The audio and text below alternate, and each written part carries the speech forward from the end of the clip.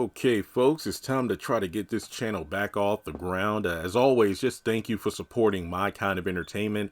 Typically I'll use this channel to cover things in the pop culture realm. And look, I know I kind of missed the wave of the Cat Williams interview, which honestly is still a hot topic. But number one, everybody and their mom was already talking about it. And I was more interested in listening what some of the other popular YouTubers who I follow like to say about these kind of things as opposed to doing a video myself because, well, I was caught up in the premieres of the Oval and Sisters and that really took my attention. But there was another headline that came out around the same time during the press run for The Color Purple, which I don't think did that great at the box office the last time I checked the numbers, but that was only about 2 weeks into its run. But it for one, got a bit of backlash because a lot of people did not know it was a musical. And I did look at a video breaking down why the movie didn't do so great. It didn't have the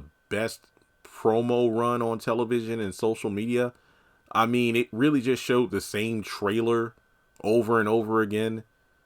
But like I said, the movie itself was kind of overshadowed by Taraji P. Henson during an interview where she broke down over the frustrations of,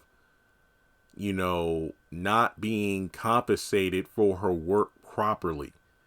And that sparked some discussion amongst, not just Hollywood, but fans in general, because a lot of people pointed to the Monique situation from a few years ago about, her being blackballed, the racial inequality in terms of payment in the industry, and the Netflix boycott. But then even before that, you had the whole thing of the Precious, I call it like the Precious saga, Monique versus Oprah, Lee Daniels, Tyler Perry, and whatnot. And a lot of people are like, wow, people were dogging Monique. Nobody was standing up when she was talking about the subject, but when someone like Taraji or Viola Davis say something, then all of a sudden it's like a hot topic. But I feel like there are different levels to this, and I just want to make one thing clear. Multiple things. Number one, I'm not in the industry. I'm only someone on the outside looking in. But I think we can all agree that in pretty much any industry of work, it doesn't matter if you work at an office job, fast food, delivery service, or in this case, if you're a celebrity, teachers, what have you, there's usually, if not always, some sort of pay gap between males and females. And then when you throw color into the mix, typically black people make less than their white counterparts. And black women they probably, I don't know the exact figures, but it wouldn't surprise me if black women kind of have it the worst in any industry. So I don't want to make this like a broad topic of conversation to diminish Taraji's point, but it is something that a lot of people have mentioned online. It's like, yeah, there's pay disparities in pretty much any career. The only difference is when you have someone like a Taraji P. Henson talking about it, some people won't be sympathetic because why would we care if you're crying? I mean, you have millions. But the problem is, with that statement is that a lot of people don't want to take a second to reflect on, regardless of how much money you make or how much your net worth is, no matter what kind of job you do, no one wants to be paid less than what they're worth, especially if that person has spent years putting in the work. Case in point, even though she's white, Scarlett Johansson, I want to mention this. A few years ago when the pandemic started and movies were being distributed through streaming services rather than movie theaters due to the virus and whatnot, a lot of movies were going to take a hit because Black Widow came out, and this was Scarlett's first solo film as a Marvel character. To be honest, this movie should have come out years ago, not after the character had already died in the main continuity of the series. What was it? Avengers Endgame. Now, Scarlett got into it with the mouse, talking about taking Disney to court because they were going to hold back on some money that she was promised in one of the contracts. Basically, hey, we know that the movie isn't going to make as much as it would have if it had a theatrical release. So if it gets released online, you're still going to make X amount of $1 million. However, they wanted to not live up to their deal.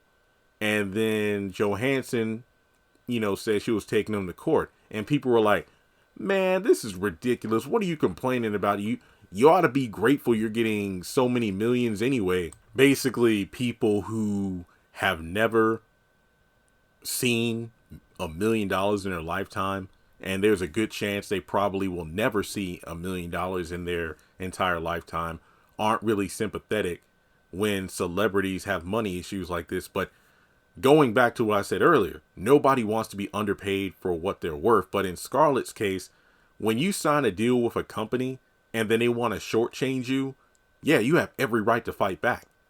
Because think of it this way. Let's say you worked at, like, I'm just making up a scenario. Let's say you work at like a furniture manufacturing company, and some company puts in an order. Hey, we need 50 chairs, 20 tables, and just a seemingly large batch of items for, let's say, a building or an event or something like that. And then your boss is like, okay, so here's the deal. If you work overtime to get this order done in 2 weeks instead of the typical 3 weeks, we're going to give you like a $800 bonus or something like that. You see what I'm saying? So basically, your employer makes a deal with you like, hey, you put in the hours, you get this work done, extra $800. But then, let's say, I don't know, the day before the 3-week deadline is over, the company gives you a call saying, hey, that order we put in about the tables and the chairs and whatnot, turns out we don't actually need them. So then your employer says, hey, so sorry, we're not going to give you the $800 because even though you put in all this work to get everything done so quickly, because of, external forces outside of our control, we can't pay you the $800. Wouldn't you be pissed off? Because you were promised something, you put in the work, and then they decide to pull out at the last minute? Yeah, that's how it works. No matter what it doesn't matter if you're dealing with hundreds, thousands, or millions. No one wants to be cheated. No one wants to be paid less than what they're, promised or worth. So, to the point of the Taraji situation, it's difficult for me to kind of chime in because as a man, a black man at that, I don't like trying to say things that make it come across like I'm telling someone what they're worth. Because there's multiple ways of looking at this. As a black person, it's like, yeah, we're always shortchanged no matter what we do. And it takes me back to a Chris Rock special. I want to say, Don't Kill the Messenger. One of my favorite stand-ups, by the way, if this is indeed the one I'm thinking about. He said it was the segment where he talked about the neighborhood he lived in, how he was like one of 3 or 4 black people. You had Jay-Z, you had Mary J, and then you had himself. And I mean, these are black people kind of like at the top of their respective fields, comedian, musical artist. And yet the white man that lives right next to Chris Rock is a dentist. And he's like, the black man has to fly in order to get to something that the white man can walk to. Now imagine what a black woman has to do to even come close to what a white woman or man can walk to. It's insane. But the thing about and this was always my thing with the Monique situation, mainly like the Netflix thing. And I know people will easily say, well, Jeremy, think back to like the Precious thing. But I want to just focus on the Netflix thing for the moment. The whole thing about her, if I remember correctly, Netflix offered her like $500K to do a special. Facts that have come out since the boycott thing was, actually they offered her like $1 million or something like that. I know the story that was the major headline was $500K. and she wanted the boycott. And I thought that was really not going to work. And it came across as selfish. And I'm talking from the perspective of a normal person, because someone of Monique's fame and finances was asking asking people who make everyday wages to give up an affordable luxury because she wasn't making enough money. She wasn't being offered what she felt she deserved. So why should fans of Orange is the New Black or some of the other Netflix series and movies give up their streaming service because Monique wasn't making what she felt she was, rightfully deserving of? And she mentioned, like, racial inequality and whatnot. But then the question was, well, Dave Chappelle is black, Chris Rock is black, and they're offered $10+ million.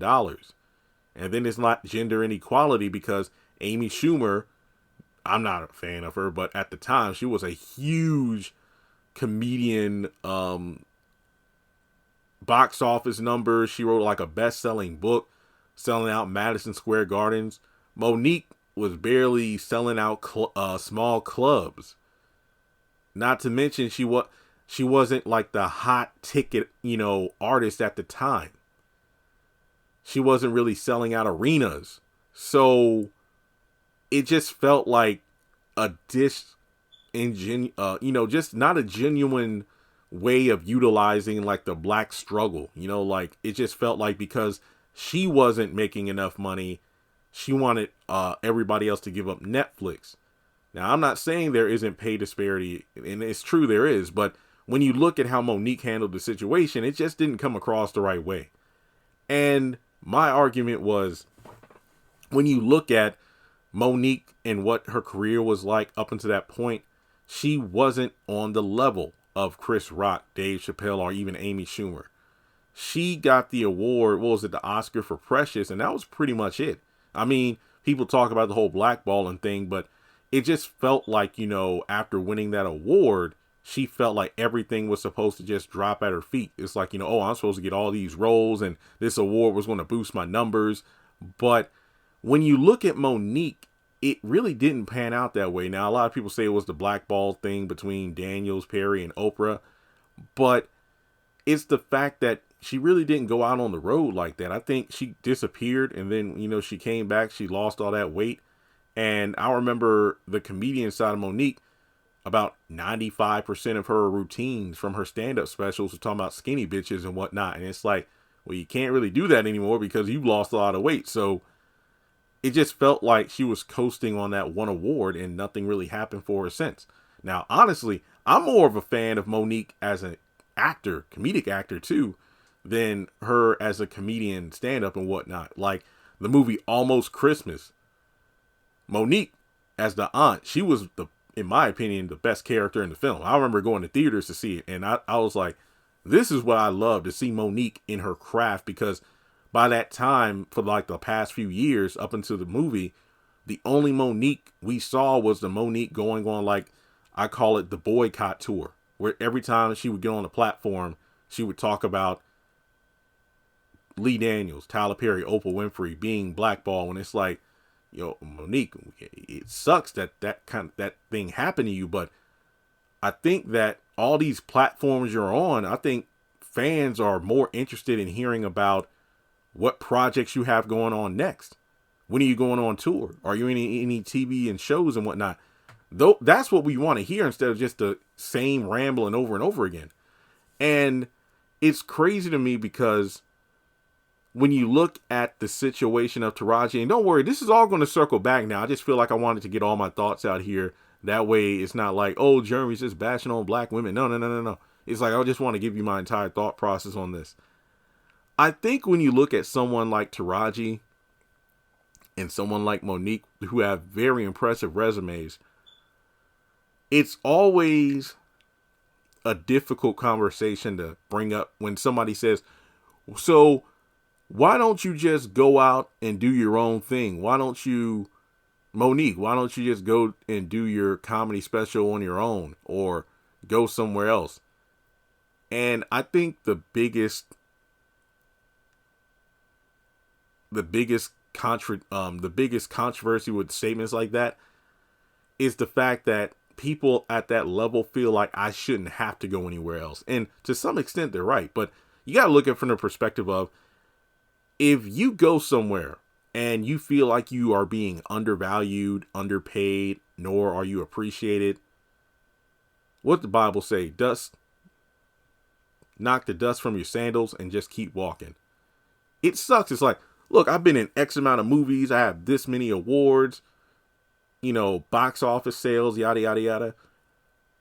And I feel undervalued. But the thing is, nobody's making you stay there and fight the battle. I get it, though. It's like you want to fight the battle for those coming up behind you.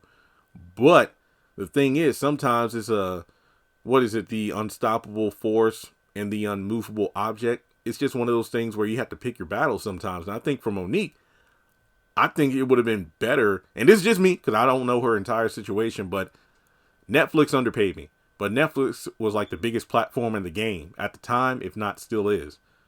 I would have took that $500K, did one hell of a special that would have blown them away and proved them wrong. It's like, so now you still think I'm only worth $500,000? So then the next time Netflix comes to the table like, look, hey, you know what? We gave you that little piece of money, but you blew us away. The next special, we're going to pay you so much more money. But I get it, though. It's like, I shouldn't have to do that. But sometimes you got to do that. And it sucks, especially if you put in the work and you have the skill. It's like, hey, I'm 10 times more skilled than Amy Schumer. But the thing is, sometimes it doesn't really matter about the talent. When you look at things from the business side, who do they think will bring in the most views? Who do you think is going to get the most clicks? More people, especially the younger audiences, more people were familiar with Amy Schumer than Monique. Because even though Monique has a good resume from the stand-up special, the Queens of Comedy, the Parkers, Precious, her long-running talk show on BET, that stuff was from years ago. When it comes to like tours and whatnot, even though it's on a quieter level than a Kevin Hart, Chris Rock and Dave Chappelle, they stayed touring. Yeah, even when Chappelle walked away from the Chappelle Show, he still kept going on his craft. The Chappelle Show is still like a cultural classic. Chris Rock, everybody hates Chris. It's like when people try to say, oh, Chris Rock is using the slap to get famous. Chris Rock has been famous since he was like a teenager. The slap just propelled him into a new level, but Chris Rock has been famous. He's been recognizable. Monique, on the other hand, not really. So even though she may indeed be much funnier than Amy Schumer, Netflix doesn't care about that. Netflix looks at, okay, Amy had a #1 book, #1 film, sold out Madison Square Gardens, and she was able to renegotiate for like multi-million dollars. I mean, I forgot her initial deal was like $8 million or something, but she was able to get it to like 10 or 12. Not at the same level as Chris Rock, Dave Chappelle, though. They got like 15, 20 million. But Monique, on the other hand, when you look at her stats compared to Amy, they are not the same. It's like the Janet Jackson song, "What Have You Done For Me Lately?" And Monique, even though she has accolades and awards, not that many people were going to click on her special. And then when she finally got a Netflix special that came out last year, I didn't really hear anything about it, aside from people did not like it. So that kind of shows you right there that, they had a point.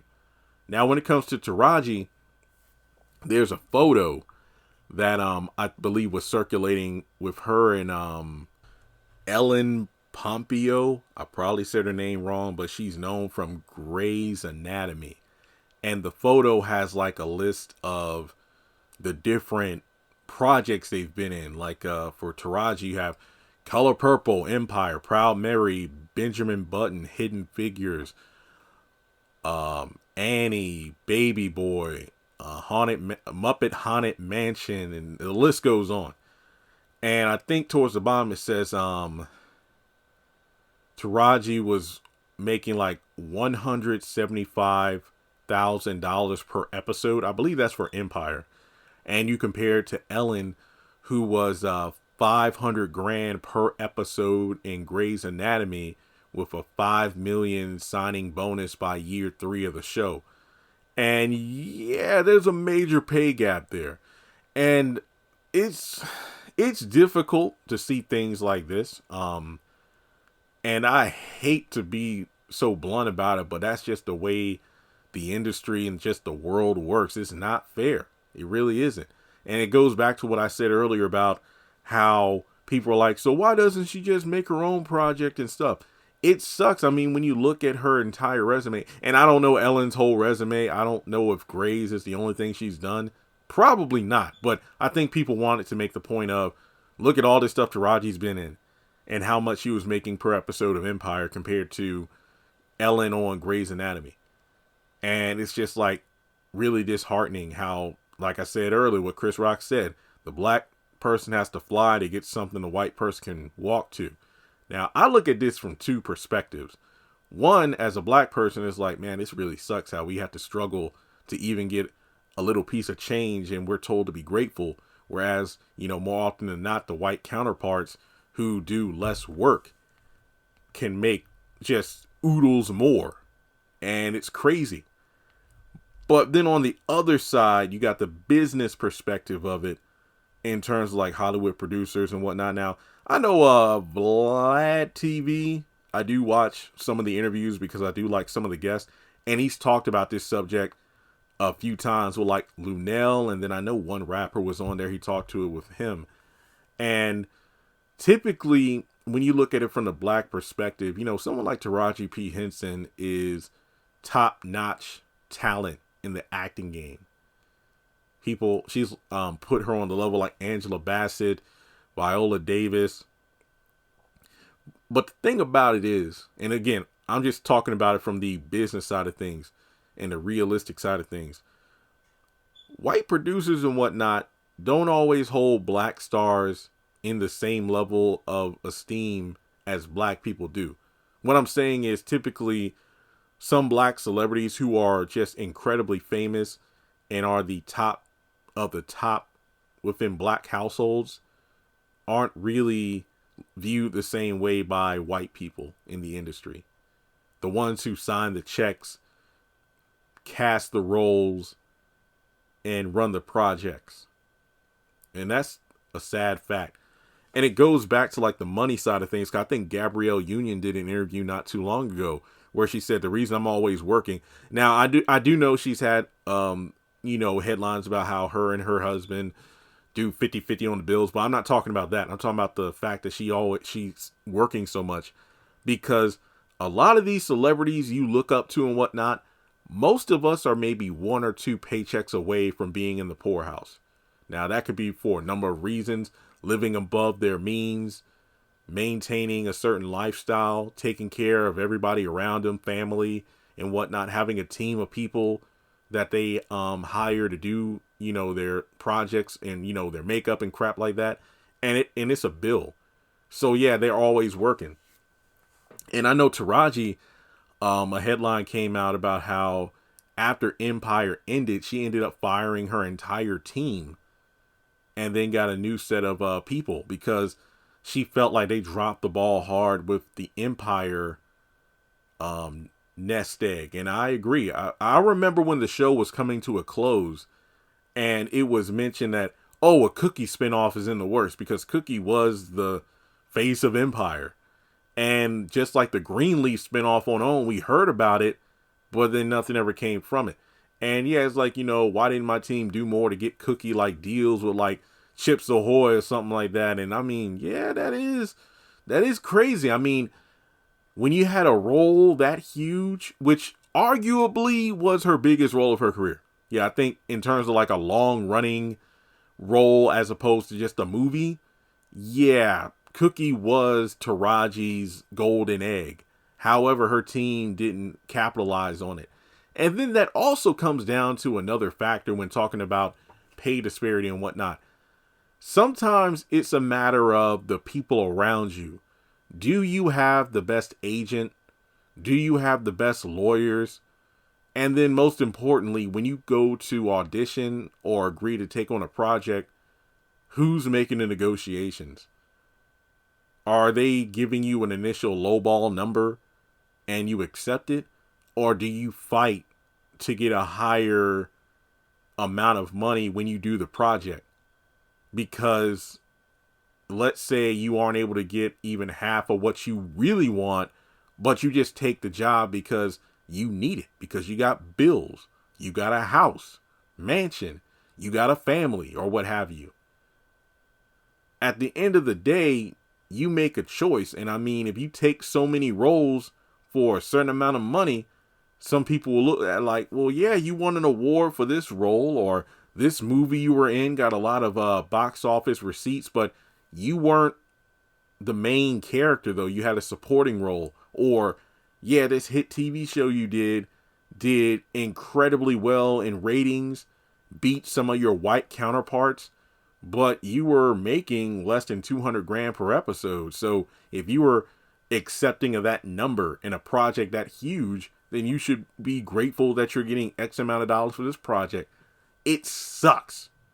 It really sucks, because the frustration is you keep telling me if I do this, then something better is going to come along. If you knock this role out of the ballpark, the next project is going to be bigger in terms of your take home. If it's just like every time it feels like you break a record in your career, or you're in a project that's a record-breaking television show or movie, the goalpost keeps moving backwards, keeps moving further away from black people. But for white people, they can get on the show, and within a couple of seasons, they're making, half, if not more than $500,000 per episode. And it sucks. It really, really sucks. And like I said before, it really is disheartening when it's like, well, that's the way it is. Take your resources and do your own thing. Now, I think Taraji could probably come up with one hell of a project. I think she has enough pull in the industry, enough celebrity friends who could come together to be in a project. She probably knows some writers and producers and directors, and then they make a movie. However, it's the question of, would that movie do as well as a movie backed by a huge film studio and whatnot? Who knows? But we've seen movies on low budgets do incredibly well. But the question is, well, actually, the main fact is, why should black people have to continue to pave our own way? But the thing is, ownership. And it's also an example of, let's say, like you have a star in whatever realm, whether it be music, comedy, or in acting. We live in a day and age where stars are born from their phones. Someone who just makes a viral video, a TikTok or whatever, a podcast, they're in movies and whatnot, no training at all. And they're probably offered a lot of money to make an appearance in a television show, to appear on a talk show, or appear in a movie. No acting at all. And yet they get these roles, and that helps them blow up even further. And it goes back to my earlier point. These businesses and corporations, they look at who's going to put butts in the seat. They don't care if you got like an Academy Award, you were in the #1 television show, are people coming to see you? Because that's going to impact whether or not they make a lot of ratings on television. They sell a lot of tickets at the box office. I don't know. I feel like there are just so many levels to this. And I don't know. It's like I said earlier about black people. We hold some of these actors in high esteem, but I don't think the industry looks at Taraji at the same level as a Viola Davis or Angela Bassett. I don't think they do, because if they did, she would probably be offered a lot more money than she is in some of her projects, And I think she even mentioned how Tyler Perry was like the first person to truly pay her a good amount of money for a role in a movie. What was it? I Could Do Bad All By Myself. And this was after like Benjamin Button and whatnot, and she wasn't paid that much money. But like I said, it really comes down to your personal choices. Yeah, it sucks. Black people always get the short end of the stick. But at the end of the day, these actors decide what roles they take and the wages they accept. Will change come in the industry? Not anytime soon. I don't think so. But how do you feel about all this? Do you think she's underpaid? Do you think she should just make her own projects? Let's talk about it. Hopefully I didn't discourage you from continuing to support this channel, but these are the kind of topics I just wanted to talk about, because a lot of people were chiming in. I wanted to give my thoughts, and hopefully I get yours too.